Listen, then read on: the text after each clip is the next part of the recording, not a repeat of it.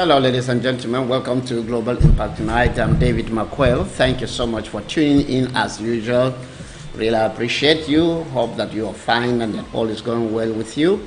It is fine with us here, and we are really having a good time. It's been raining all afternoon here in Abidjan, the capital of the Ivory Coast. Very blessed day indeed. The weather is really as perfect as it can be.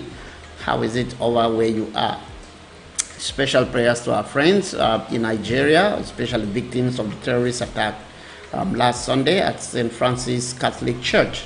Many people don't know that apart from that attack, there was another attack that took place, I think 2 days later, in the city of Kaduna, in a city in Kaduna rather, which claimed about 48 or something lives, which is far higher than what happened in Owo. And these issues are as bad as you can think about, In fact, we could as much say when it comes to security that Nigeria has no functional government in place. And so it is really a crazy time. And what makes it really bad is that all these attacks are from one ethnic religious group. So that's really terrible. However, so we keep them in our prayers, and we hope that something can be done as soon as possible. I urge also that you help us spread the information around, because the media will not share that information, especially for the fact that the left, especially people like Barack Obama, are at the heart of the creation of this crisis in Nigeria. They had touted the fact that everything Obama was doing was very, very good, very successful. So if it turns out that he was totally wrong, it can never be to their own advantage, so they will not bring it out, and they won't say it. They don't like when you dig into the roots of what they do. So pray for our fellow brothers and sisters in Nigeria. And my friends, many places, our partners and friends in the United States, in other parts of the world, are going through very difficult time because of the crisis of fuel, gas, or fuel prices skyrocketing. I know things are tough, and I pray that things turn around as soon as possible. So again, as we said, elections have consequences, true indeed. So welcome to the show tonight. God bless you. I'll be right back after this break, and we will go straight into the show.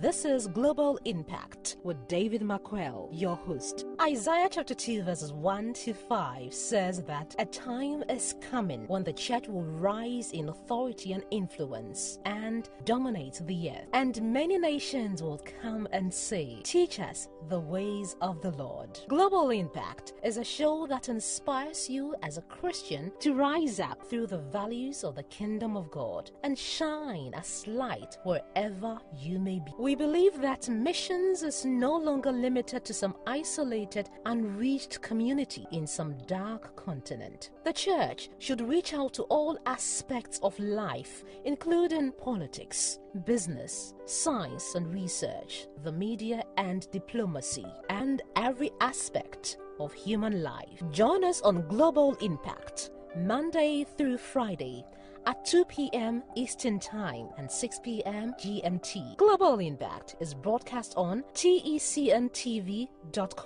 Join us.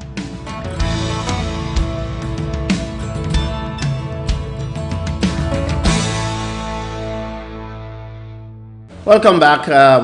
Again, this is another wonderful day that we'll be looking straight at the subject that we have been looking at which is the question of self-defense as it concerns the crisis of religious terrorism in Nigeria, that the Christian population has been enduring some sort of genocide. In fact, by the definition of genocide, this is what it is. It's genocide. Because in the last 10 years, there has been over 2,000 attacks, and mostly, if not all, by Muslims, radical Muslims, against Christian communities. And a lot of time the media lie about it and call it herdsmen and farmers crisis. It's not herdsmen and farmers. It is a religious fight, expansion, trying to expand, carrying on the vision of Othman Dan Fodio, trying to spread Islam across West Africa. And the Fulanis consider it as a divine mandate given to them by Allah to spread Islam and to take control of all of West Africa, that it is actually their territory, and that all other ethnic groups in West Africa, that's over 400 million people, if not 500 million people, should all move out of West Africa, and because it is their territory. And how many are the Fulanis actually there? Basically, probably about 20 million if you stretch out from Senegal, Guinea, to Togo, to Niger and Nigeria, and a little bit into Chad and Cameroon. That's where they are. That's all. 20 million people want to take. They believe that it's a divine mandate given to them by Allah and by their father, Othman Dan Fodio, and so on. Don't let anybody lie to you that it's herdsmen and farmers fighting over grazing fields. It's just a big lie. Herdsmen have been grazing in these fields for as long as, in fact, even before my father was born. And when I was born, and I grew up still living with them, seeing them, they come around and spend all rainy seasons with us in all of us spread across the northern, especially the north and other parts of Nigeria. Then after the rains are gone, they go back. They are nomads, you know. There is a chunk of them that have settled down, really, you know, settled down. But basically, that's who they are, you know, nothing more. So, and then also we looked at the lie that Muhammadu Buhari was telling President Trump, that the Fulani herdsmen don't carry guns, they just carry, they just carry sticks so they can, you know, cut down foliage. But we know it was a lie because we have seen it. We saw them. We saw them carrying lots of weapons. We saw them carrying weapons yesterday. I think we can get that video out there again. If we can, I believe we can. Yesterday we also saw this video. You see them carrying weapons out there. The same people who President Buhari said that they don't carry weapons. They are just nomads. They carry sticks just so they can guide their cattle, and also they carry basically they carry sometimes machetes, so that they will, use it to,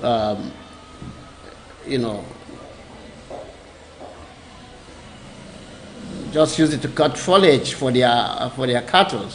And you're about to see some of the attacks there, See them with AK-47. Did you see that? These are the people they claim that don't have anything, they don't carry weapons, right? See the kind of attacks they carry out. See them carrying weapons.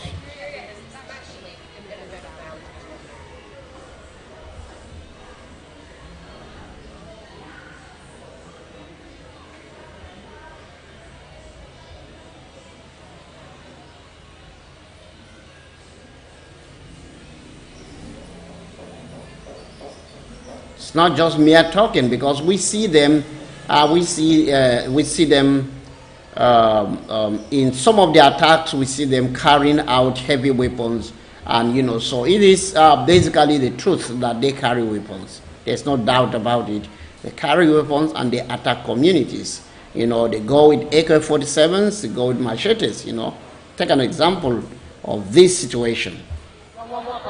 2 separate attacks executed with same methodology by suspected herdsmen were carried out simultaneously in different communities of Jos North and Rayom local government areas of Plateau State. Residents of Dong Village, a suburb of Jos North local government area, were subjected to sporadic gunshots on Sunday evening from the assailants, and that lasted far into the night, at the end of which 8 persons lost their lives. In the evening, my wife went to her place. One of the affected persons is a visually impaired man and an undergraduate student of the University of Jos who lost his wife and 2 children to the unfortunate incident, while a clergy expresses disappointment on the inability to secure the corpse of a member for burial. I heard a gunshot. She responded to me, but for her to come in, the Fulani people have covered them and they have killed them now. Okay, if the dead body shouldn't be moved, why were the shells, bullet shells on the ground removed? How does that help the investigation? You have dead bodies with bullet wounds. You don't have any bullet so that you can use to plot the trajectory and everything. We are in a modern world. We are not illiterates. We know global practices on policing. We know global practices on what you do at the crime scene. Why were the bullet shells removed?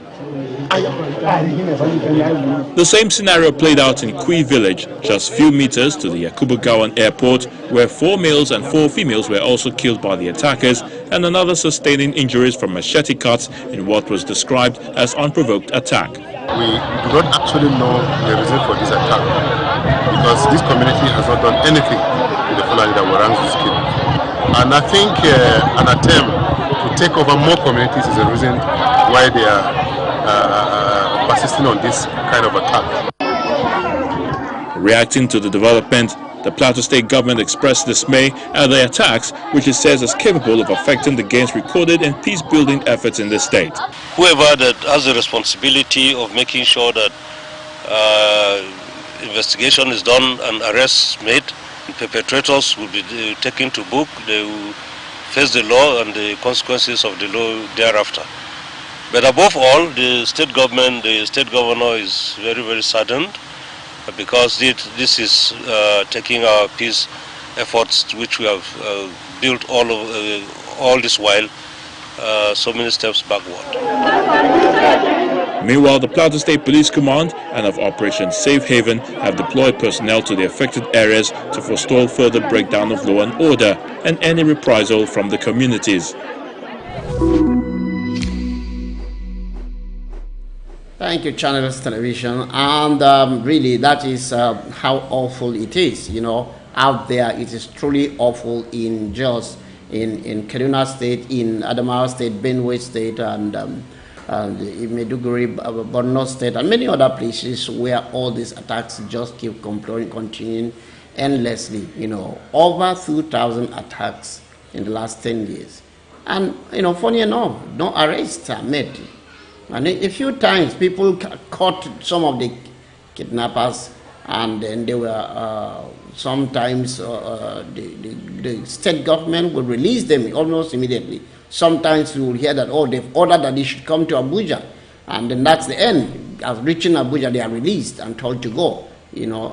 So that's the reason why these things continue, because if criminals, if murderers are not let go, if terrorists are not let go, then the attacks will stop. If they are held accountable for their acts, then others will fear. But as long as you know that if I do it, I'll be free, even if I'm caught, then nothing happens.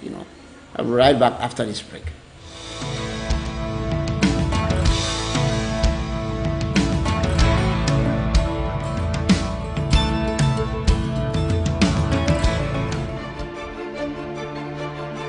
Everything that's reported on television isn't always true, but it should be. NTD, the power of truth.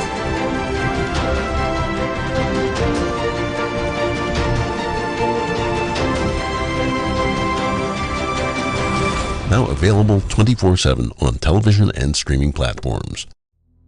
What happened to the church? To the living, powerful, transformative, nation-shaking Christianity? What they're trying to do is completely demolish Western civilization and then to rebuild it in a just society. How do you break down American Christianity?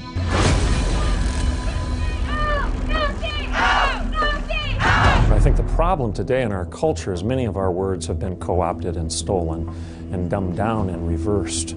Social justice is sold as something that it isn't. Critical race theory is sold as something that it isn't. Whiteness has caused blindness of heart. Whiteness has caused blindness of heart. When you preach victimization, it always leads to vengeance and vice. Us against them, me against you, I want my pound of flesh. American churches today are where the universities were 10 years ago. Pretty heavily Marxist. They're not quite there yet, but they're well on the way. Many of the seminaries and Bible colleges are definitely already there. That message that they're going out and taking the world is not, you need to repent of your sin, receive Christ. Instead, the message that you actually have is they are under the weight of racism or sexism or homophobia, and then we need to unify them together. I'm gay, I'm 29, I'm a youth pastor in New Jersey. I'm straight, and I'm also a youth pastor in New Jersey. We're planning on sharing life together for the rest of our lives, which we're not totally sure what that looks like. Obviously, Nick is straight, and he does plan on getting married. When he has a wife one day, she'll make those decisions with us. The future damage of what we're doing now is just going to be enormous. The entire fabric of family, personal wealth, private property, all those things are out the door. And everything is the state. They believe the state is God. They don't define justice the same way as the scripture. Oh no, it's going to be an equality, all right. And it's going to be a totalitarian Marxist justice.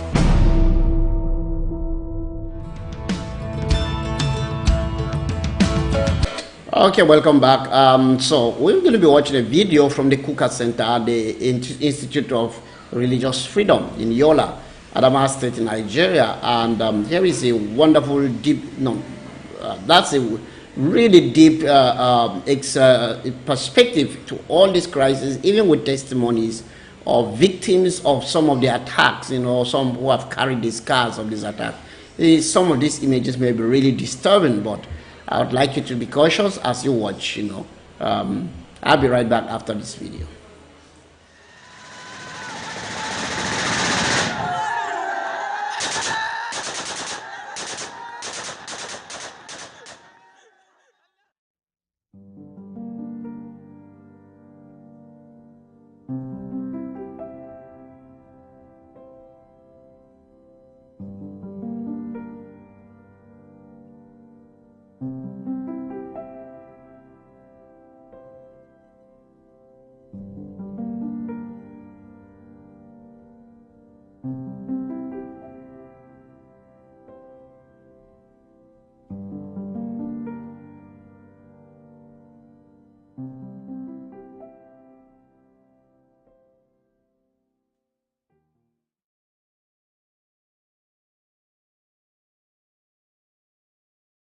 Yola Diocese is located in northeast Nigeria, where we have had the challenge of Boko Haram at a certain stage between 2014 and 2015. I can say nearly half of my diocese was under the occupation of the members of the Boko Haram. At the peak of the insurgency, we had a lot of people that came into Yola Diocese, into Yola itself, in order to look for shelter because they had been sacked out of their communities by the Boko Haram. By 2016, a good number of the IDPs started moving back, so we had to support them also in order to go back to their original homes. But unfortunately, before they went back, their homes were already completely destroyed, and then there were landmines on their farms, even in their houses. It wasn't easy. Some of them had to come back because they had nothing to hang on to. They had no food. They had no shelter. So they had to come back. We had to readmit them. A lot of people were traumatized, and so many people were also killed. It is difficult to find out if there is any family that has not lost at least one person. Even I myself, I lost my elder brother was killed in the war, my cousins, and then my uncles. So almost everybody has been affected in one way or the other.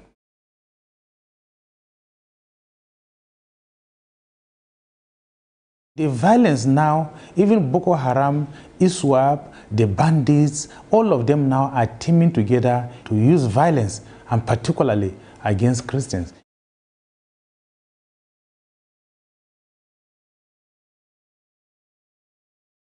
It is not true. The headers, I can say, they are under the cover of Islam. And if it is just conflict over resources, why should they go during the night to go and attack a house and kill everybody in the household? That is not Hamas and Headers crisis. You are sleeping in your house, you are not even on your farm, somebody will come into your house and then kill you and then burn your house. That is no conflict. It's between farmers and Headers. What is the economy there? There's no economy that they have conflict over. It is just that because they are Christians.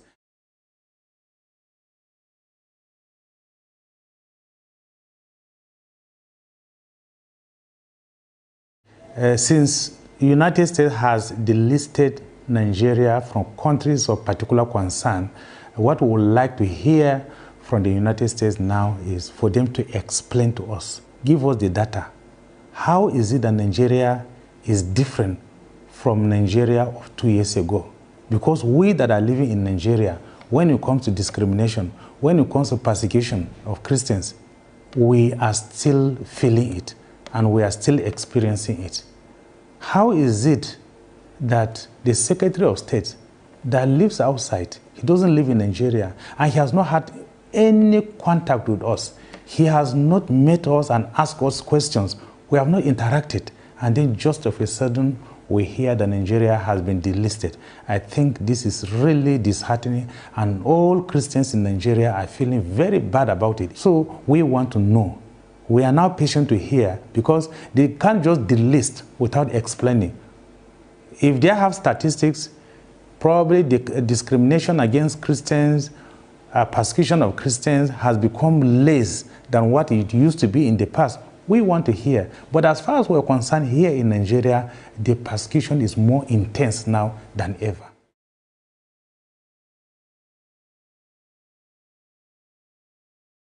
Nigeria, we are experiencing more violence than ever, especially under this administration of Buhari. I think this is the worst administration that we have ever had in this country.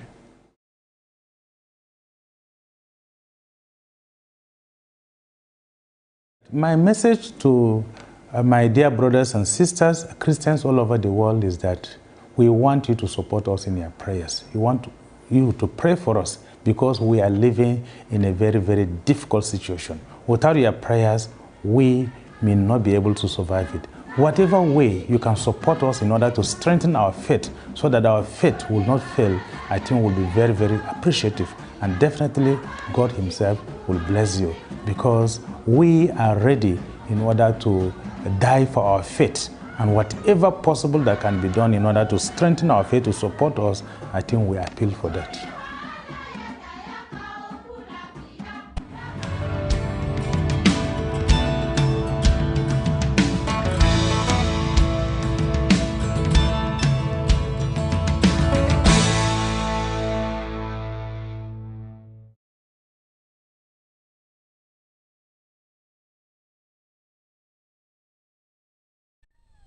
Thank you. Hey, I'm Ken McClinton, the host of the Exceptional Conservative Show, live for the nation's capital. I love this cat, the Exceptional Conservative Show cat, Jacob. We love you, and we want you to know we love the fact that you watch TECNTV.com. as chairman, founder, and president, we wish you much love and much affection. I love you. I love you. Hey, this is Pastor Greg right here watching TECNTV.com live and enjoying. You should join me here on ChildrenGenerationRadio.com. And also my other favorite thing, ministering the gospel in India. Hi, I'm Bob Record. And as you can see, I love hunting. And I also love watching TECNTV.com. Why don't you join me in doing that? But in the meantime, I'm headed back to the field. See you later. Hi, my name is Tiffany Jones from Beyond the Lines. And when I'm not exploring Los Angeles, I am watching TECNTV.com. TECNTV.com. I love it. I'm David McQuail. I'm the host of Global Impact on TECN. I'm a missionary in Abidjan, West Africa, working on establishing the largest history center. Whether I'm in the field or I'm working on history, I love TECN TV.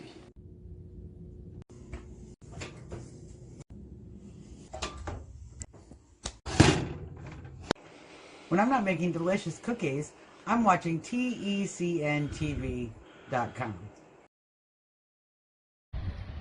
Hi, I'm Randy, and I love the golf. And I love TECNTV.com.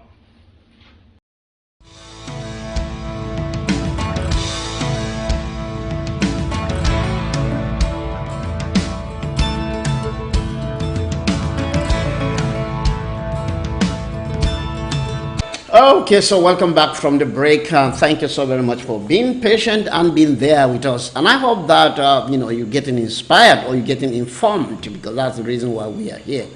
We want to bring out truth, but we also want to bring the values of the kingdom of God on the world stage. That's what Global Impact is all about.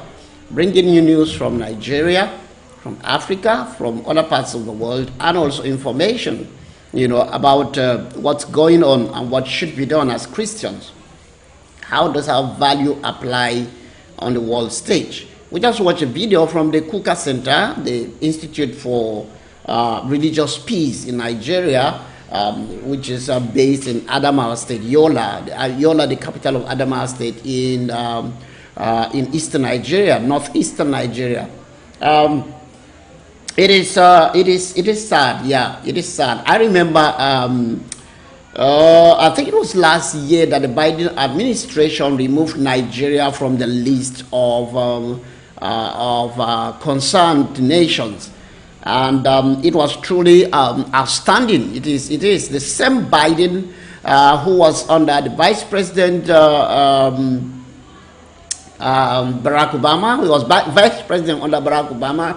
And also John Kerry, who was Secretary of the State, also along with Hillary Clinton. These are the people who imposed Muhammad Buhari on Nigeria, who literally colluded with the APC, the All Progressive Congress in Nigeria, to force Muhammad Buhari on Nigerians, who threatened Goodluck Jonathan that if he contested the election and insisted that he win, that he was going to be charged with war crimes if there is any crisis. And these same people are the people who came into power, after the U.S. President Donald Trump's administration put Nigeria on a watch list. It is interesting what Muhammad Buhari said about President Trump on his first visit to the White House. I don't have the video.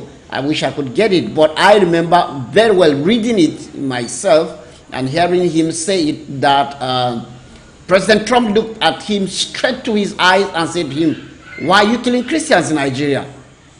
And now no politician has that guts, to ask Muhammad Buhari or to ask any of the tyrants, who is governing any country, that kind of a question. Asked him straightforward, "Why are you killing Christians in Nigeria?" And I remember very well President Trump saying that the United States will not allow that continue to happen. Of course, his administration was plagued with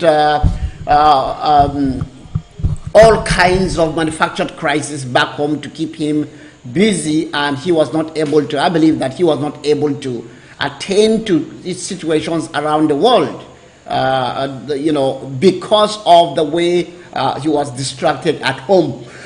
Otherwise, I believe that President Trump was going to do something about it. I remember the mother of Leah Sharibu was in the White House, was in a Trump hotel actually, and she was well received by President Trump. So these are incredible situations. The situation in Nigeria has not improved. In fact, it's worsening by the day, by the week, by the year. It's gone from bad to worst since Muhammadu Buhari became president in 2015. It's gone on and on and on and on and on. However, so like the Bishop said, so it was shocking to Nigerians to see the Biden administration remove Nigeria from the list of most watched countries. So the question is, and Nigerians have been waiting for an explanation from the White House. What happened? What are the statistics that the White House used to say, okay, the situation in Nigeria has improved, let's remove it from that list? Because nothing has improved. There was no explanation they gave, except for the fact that they did that to, of course, again, give their Muslim allies and their radicals a big boost. Other than that, there's no explanation. Nothing has changed. Nothing has improved. In fact, more and more people are killed by the day. Yet the White House, Biden's White House, continued to say, well, we are removing Nigeria from the list. We have revised all the factors and we have looked into it, and we don't think that Nigeria should be on that list. Why? Why should Nigeria not be on that list? What has changed? What is new that was not there? Why would you? What is it changed about? What has happened? Let's take another look at another video from Jos. Jos and Kaduna State have been at the receiving end, and Benue State, of course, have been at the receiving end of probably 70% of all these goring, horrible attacks. This video we watch might have some scenes and sounds that are disturbing, so you watch it at viewers' discretion. I'll be right back.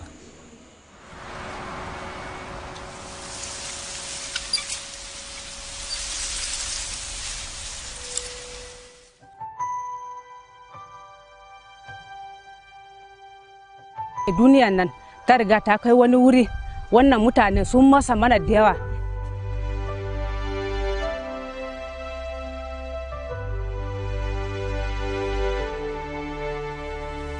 Abun ya faru around 12 on the 7th March a wani kauye wanda ana kira na kudun. Na fita domin in shiga gari in ji labari ko mene yake faruwa, sai an attacking nawa a hanya.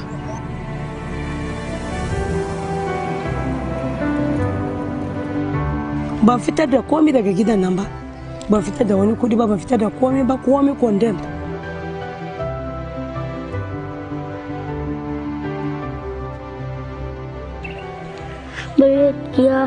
ya shiga kunni ya wuce ɗayan kunni, sai ka harbe shi a kai. Inda ba don yaran ba, na gwamnati ma da na mutu ne ma da yafi.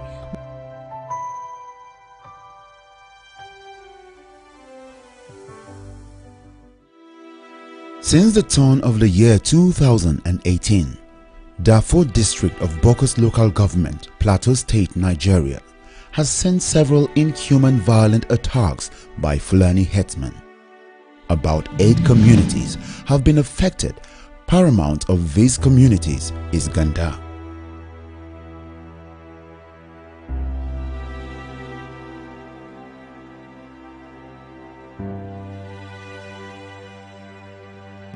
A community of about 400 people that was attacked by hundreds of herdsmen who killed, destroyed properties and looted their livestock. So an kai attack da dare around 12 a wani kauye na kudun wanda an jima wasu mata guda 4 Muna bacci ne da dare ran su 11 sai Fulani sun zo sai sun fara shooting bakin kofan sun fara harbin bakin kofan sai illo namu ta tashi za ta tare kofan sai an dan harbe ta ne sun harba makamin da sun harba makamin sai sun shiga ɗakin da sun shiga ɗakin sai suna ta naku ta kare sun ci gaba da harbin da muji wannan labari sun kwana ba barci sai washe gari ranar 7 da ranar 8 ga wata daidai bakin gida mun kusa da bakin gida haka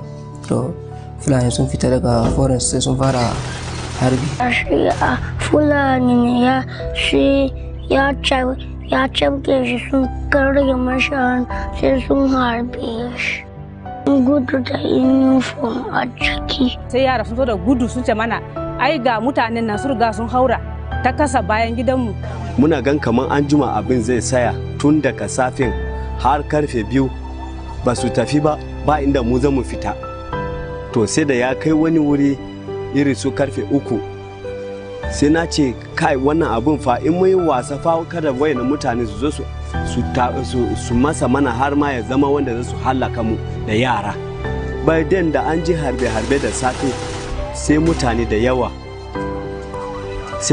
yawa sun gudu da yaransu sun zo angonmu da mata da yara kai sai na ce masu kai karfe 3 yayi na ce masu yan kuna ji in mun yi wasa in an zo an tare mu a nan an kashe wayannan tulin mutanen da suna gidanmu me za in kai wani ka fita da rai me za ka gaya wa duniya sai sun ce yaya za mu yi na ce masu abin da za mu yi kokari mu bude wata hanyar da za mu iya mu fitar da yaran nan abin da za mu yi mu fita mu tafi wanda ya yi rai wanda ya mutu ya tafi haka muna ta gudu suna ta bin mu mazan suna ta bin mu sun fitar da mu har da kyar ba mu iya muna zuwa kenan sai an ji mu ganga motocin sojoji guda 3 suna zuwa ta Josho ta hanyar Josho sai sun tare sun ce su zo su fitar da mu sai suna kan tafiya ya buga mashin mai gidana ne ya buga mashin ya gudu ya je ya tare ya to don Allah ku zo ku taimake mu ku fitar da wayannan mutanen haka ya sun juye sai sun zo muna ta gudu muna ta kuka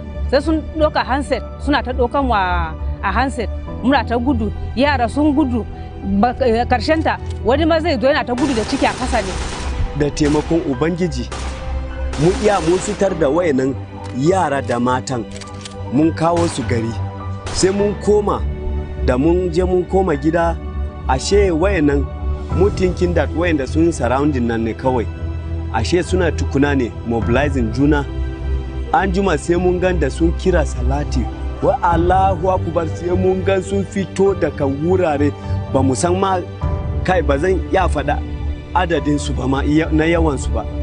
Children can no longer dream because the very foundation of learning is destroyed.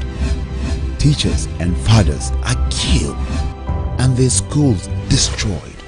Sai yara sun zo sun taru mu a jiki suna ta kuka da cewa babansu zai taimake su to gashi an kashe shi za su yi yaya sun ba za su yi makaranta ba za su bar makarantan to yanzu ma sun ce in za su yi makarantan ma ba shi kuɗi makarantan ba gida ba komi ba abincin da za mu ci to yanzu yaya za mu yi yara na su kai 150 kuma akwai mai 5 years akwai mai 3 years gaskiyan shine a wannan lokaci kam in yaran mu ba su samu tarbiya na makaranta sun samu makaranta ba gaskiyan shine mun sani yanzu namu da nasu ya kare because ba wani hope da yaran nan za su ce su suna da tunanin wata rana za su zama wani abu wata rana za su samu wani abun yi domin ta makarantar ne wasu sun samu inda suna cin abinci ta makarantar ne wasu yanzu suna rayuwa suna dan samun kansu a yanayin da wahala bai adabe su ba yanzu makarantun ba makaranta kuma ba yara wurin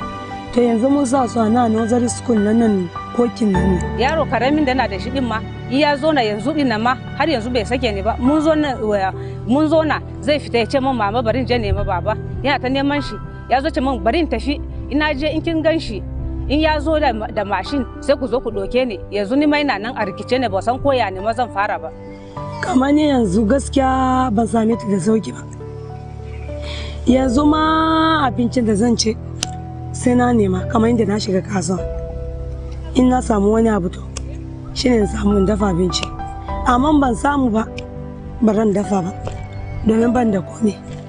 Babu kuɗi ba abin da zamu ɗauka a hannu, dabbobi an tura, abinci ma da mun riga mun girba mun sa an ɗiba, kuɗaɗen da sun ɗauka daga gidajenmu Allah ne kaɗai ya san yawansu. Wanda ta wuce ta maran ta wuce dai kamar ɗaya kenan ba, sai na nan da na nan ana ta mana treatment da ni mai na da ciki wata 3 har an wanke ni ban sani ba. Matan nan suna fuskantar matsaloli sosai, musamman abincin ci ma ya zama damuwa, abin biyan bukata ya zama damuwa, wahala ya shiga mu ma da muka fita ma, in fact har ma muna tunani mun ce me yasa ma dama da gara ma da an kashe mu duka, domin inda muna gani irin wahalan da yara suke sha da gwamrayen nan da sun bar mana, yanzu ya zama babban damuwa. Don yanzu ban gan daɗin duniya ba, yanzu dai yaran nan ne ma ina gan tosaya musu ne, yanda ina dan dauriya haka ina tafiya inda ba don yaran ba, ina ganda mai ina asibiti ne. Don ni bakin cikin ya riga ishe ni, don da tun da ina nan ba taba sani a duniya na zan samu mai gida kamar wancan ba. Income and livelihood of these communities are shut down. Gida da mana da gida ɗaki 4 duk an kone. Ashe yanzu ma ba abun da zan yi.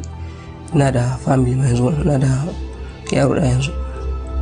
Gidajenmu sun zama kufai, yanzu presently da ina magana ba mu a gidajenmu ba, because an destroying gidajenmu an kone shi. Mu wani su mu sun koya za mu fara life namu yanzu ba, because abubuwa da muke da shi yanzu have condemn it, like kamar nima nothing.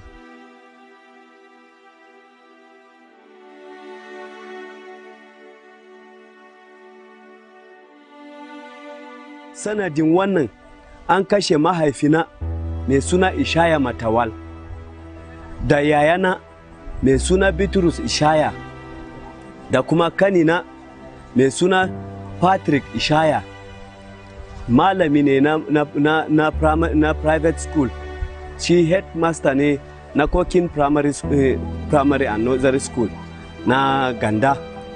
Banda haka kanina wanda ya mabiyin shi mai suna Stephen Ishaya ya dawo daga bautan kasa a Abia State ranar 19 ga watan 11 ya dawo, to shi ma sai aka rusa da shi. Duka wayannan mutane an kashe su a gidanmu. Their abandoned farmlands are pastured by their killers and the government is not responsive. Da daga baya sun zo sun ce gwamnati ta ce kudin godo ne ita za ta biya. Amma su wayansu treatment su magani da su komirin wanke ciki da hannun na makami a wannan hannu an kunce shi ne yana na haka don da ya pieces ne, dan nama ne ta gefe kaɗan haka. Sun can ba mu sa 20,000 a kasa ba bara su daura ba a asibitin kenan.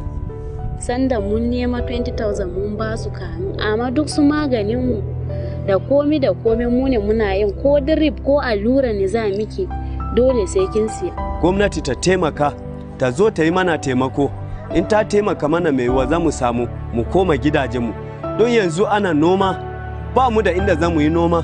Kamin noma dai zai yi wuya, domin abun ya shige ni sosai, don ko tafiyan yi tafiya haka wani lokacin na tafiya san ji bombs na suna sheki ta ciki inda da ta wuce tsakanin. To noma dai ban san ko zan iya yin noma ko ya. Will there be an end to the silent killing still going on? Daga Joshua zuwa Wuti, so yana hanya shine Fulani fifu sai sun tare su a hanya, sun harbe su ya yara su. To ko kuma kira su akwai kai.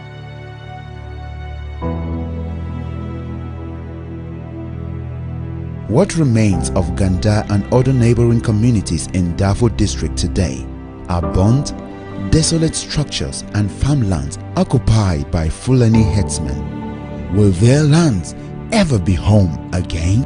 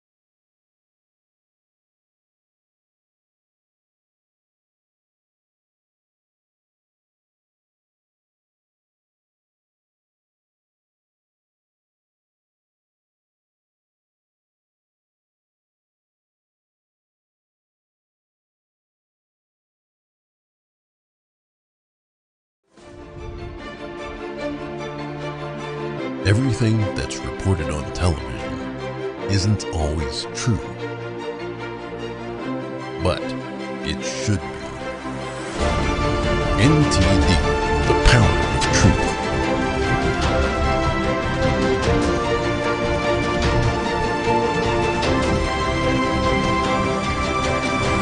Now available 24/7 on television and streaming platforms.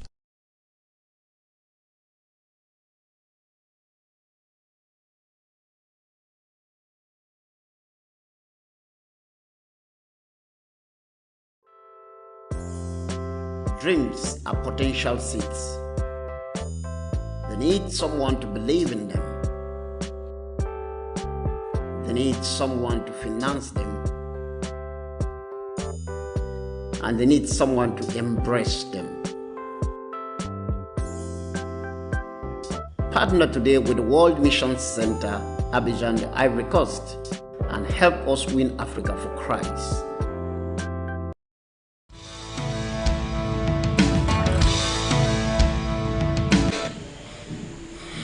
I'm truly speechless. I just don't know what to say, truly. I just really don't know what to say. I don't have the appropriate words to say, having watched these stories. Let's watch our last video.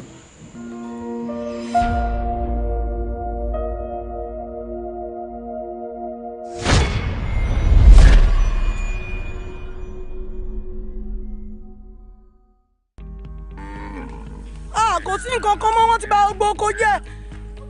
Oko tí ó ní ẹlẹ́ni lọ́wọ́ sí, oko bọ̀dá Tájù wọ́n ti bà á jẹ́. Oya hokka mana gel ɗon jangel mami wakkoge. Mi yiɗi mi nasta koye ni.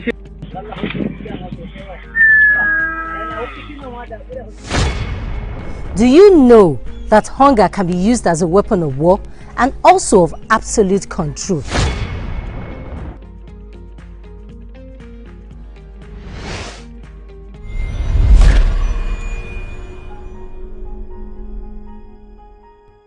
They will kill, they will abduct, they will rape, they will destroy farmers' crop. Hello, you're welcome to Who Cares Moment with Biola, the voice for the voiceless. So many lives and properties have been lost in the past 4 years to the attack by the killer Fulani headsmen in Nigeria and farmers' clash.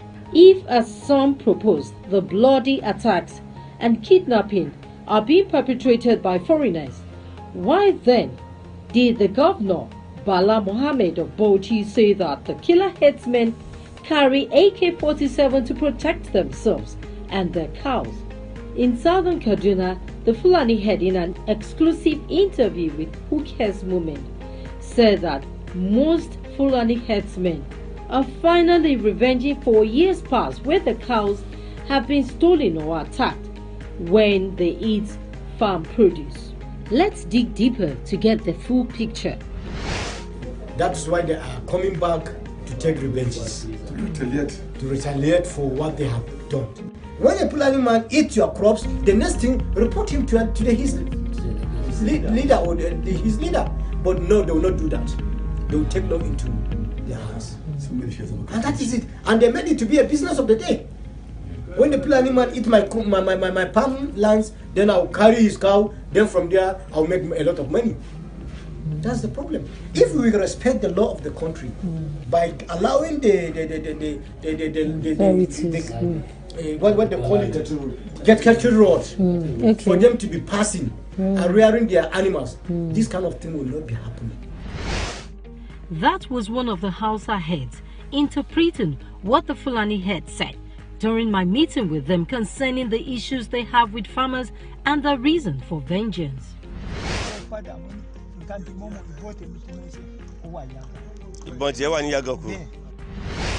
Kidnappings, raping, killings and destruction of farm produce has been the order of the day in the southwest. Who Cares Movement visited Igongon, a town in Ibarapa land, Oyo State, that has been affected by the frequent attacks. We met with the Secretary General of the Farmers Association, Akowiagba, who talked about how it all started in 2013 but got out of hand 2 years ago, where farmers were killed with their wives daily.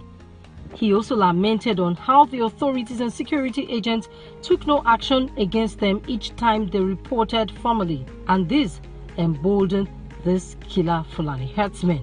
He also spoke of how the Fulani head